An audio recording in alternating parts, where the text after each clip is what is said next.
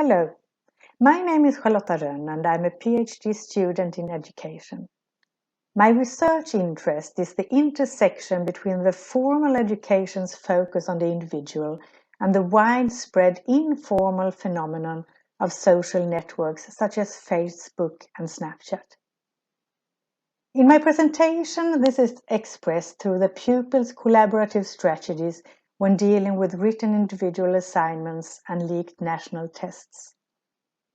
Some implications for academic integrity will also be highlighted.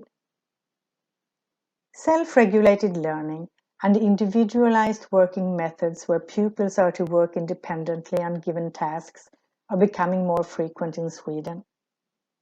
During the 1990s, the Swedish school was reformed towards a goal and result steering and a new approach to knowledge. A regard on education as crucial for the knowledge-based society and for lifelong learning was settled, and a culture of performativity developed. In the curriculum from 2011, it is highlighted that pupils should feel that they take a personal responsibility for their studies and moreover develop abilities to assess their own results. The Bologna grading system was also introduced. Hattie's work on visible learning became very popular, highlighting visions on formative assessment. At Swedish schools, assessment for learning and assessment of learning has gained land with a focus on the three central issues in formative assessment: where the pupil is, where the pupil should be heading, and how the pupil is to get there. National tests have been implemented and are used in 6th grade, 9th grade, and in upper secondary school. The aim of the national test is to endorse equivalent and equitable grading and also to promote and control learning. However, there has been problems with leaking national tests and leaking teachers assessing instructions, for example in spring 2018 when I conducted the interviews with pupils in a 9th grade class. In spite of the extensive leaking over the last years, the Swedish National Agency for Education has rarely advised schools to use a replacement test. In order to prevent tests from leaking, they will be digitalized starting from 2023.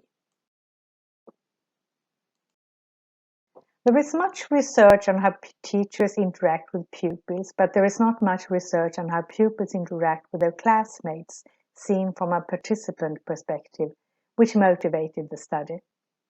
This study is inspired by a socio-cultural perspective of learning, where pupils are considered to learn in interaction with others. It was conducted in one class at a Swedish municipal lower secondary school. At the school, the merit rating for the school's 9th grade had been about 10% below the national average during the last 3 years. The teachers assigned individual written tasks which were to be done in the classroom during lessons and to be handed in to the teachers for assessment or grading. The context is when the pupils deal with lesson-related written assignments in the school subjects Swedish, social studies, and English as a foreign language, and also with leaked national tests.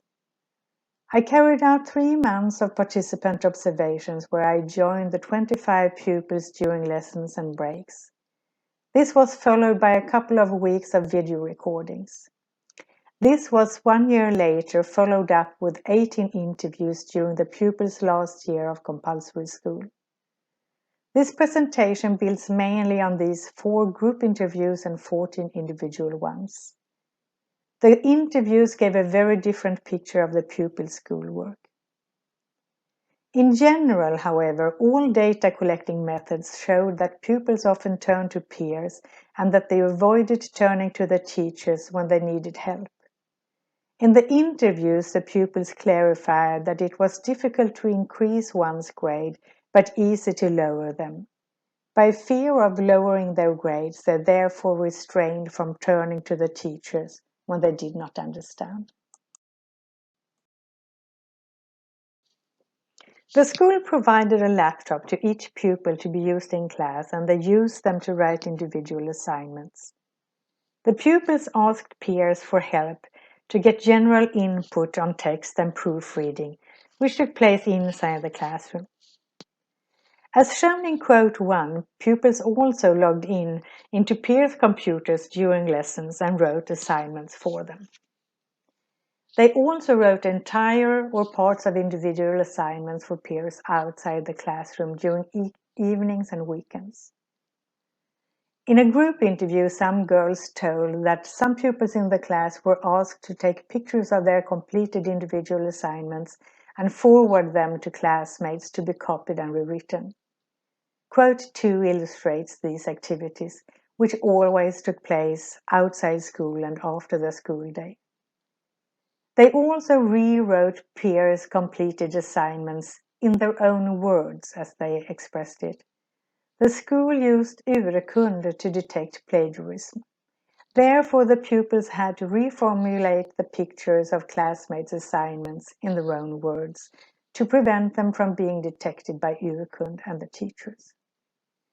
This activity took mainly place outside school, with the use of smartphones and social medias, and always out of sight of the teachers. The pupils had started forwarding pictures of completed individual assignments in 6th grade, which is the first year pupils are graded in Sweden. Thus, forwarding pictures of completed assignments to peers had been ongoing for the 4 last years. In an interview, one girl said that she had not handed in one single individual written assignment that she had produced entirely on her own during the last 3 years of lower secondary school. The collaborative strategies where pupils help each other inside the classroom is just the summit of an iceberg. An extensive part of schoolwork is conducted after school, such as writing for peers and copying peers' assignments, and thus out of sight of the teacher's supervision. Pupils also shared the leaked national tests and the leaked assessing instructions for the teachers with peers through social media. This is illustrated in the quotes. According to the pupils, the extension of the leaking of the national tests was much worse than the official statements given by the Swedish National Agency for Education. According to the pupils, almost all tests had leaked in 2007-2018. However, the test had not leaked from their own school, but from other regions in Sweden. They spread mainly through Snapchat. The class had a special Snapchat group where the ones who received the national test from friends outside the class shared the pictures of the test with their classmates. This way they ensured that everyone who wanted to look at the leaked test beforehand could do so. Here are some quotes regarding the leaked teachers' assessing instructions. To check the teacher's assessing instructions beforehand could be seen as the ultimate goal and result-steered learning. In the quotes here, the pupils give examples of what the teacher's instructions look like. I have verified the pupils' detailed descriptions of the assessing instructions with the person responsible for the national tests at the Swedish National Agency for Education. He has admitted that the given examples from the assessing instructions on how the pupils were to be graded were correct. The pupils had different attitudes related to the leaked national tests, and the pupils who usually copied peers' written assignments and/or had peers writing assignments for them seemed to be the ones more probable to look at the leaked national tests beforehand. Some pupils had chosen not to read the leaked national tests beforehand. However, the last quote on this slide indicates that it was difficult for low-achieving pupils to fully profit from the access to the teacher's assessing instructions. To copy classmates and to help each other with assignments, had probably always existed.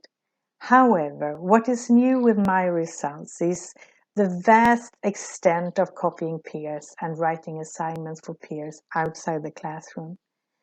Also, a sharing culture and social networking combined with the infrastructure of digital tools which facilitate the copying of and writing for classmates. And also that the pupils regard reformulating peers' pictures and writing for peers, as well as sharing leaked national tests as rather unproblematic. A picture of two coexisting views of schoolwork amongst pupils emerge. A traditional one with hard-working pupils such as those who take pictures of their work and forward to peers. And a new one, a short-sighted and effortless view of schoolwork. This latter one focuses on producing results rather than a process of the learning. Some key factors for the pupil's collaborative coping strategies. A pupil's view of the teachers as a person to grade and assess them with power to lower their grades. Supportive pupils willing to assist. An assessment and testing culture at school and a view of grades amongst pupils as being important. The Bologna grading system where all pupils theoretically can achieve elevated grades. The pupils' daily access to digital tools and smartphones. Self-regulated learning in combination with assignments that are not necessarily limited to lessons inside the classroom. Leaked national tests and assessment instructions. If one or more of these key factors were removed, the effectiveness of the strategies the pupils in this class have developed and maintained would likely be damaged or crumble.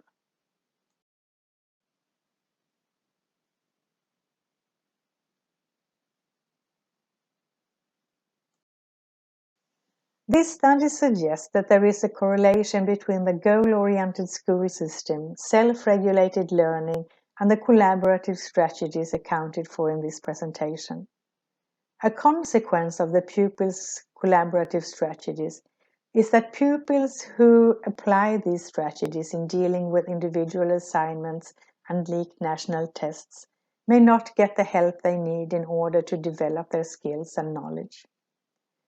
The described collaborative strategies in dealing with individual assignments show that the individual's current needs and strengths, thus the stepping stones for the goal-oriented formative assessments, where is the pupil, where should the pupil be heading, and how is the pupil going to get there, become problematic. With a down-toned current needs, and a magnified performance to represent the pupil's strengths, neither the starting point nor the final goal are supposedly well-founded. Consequently, all three positions central for formative assessment deviate. Accordingly, some pupils may not receive the help they need, matching their real needs, which can cause problems in their further studies, in higher education, and in working life. Thank you for listening.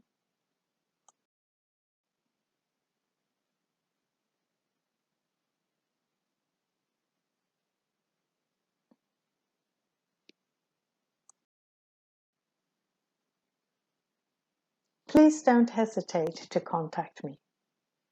Thank you.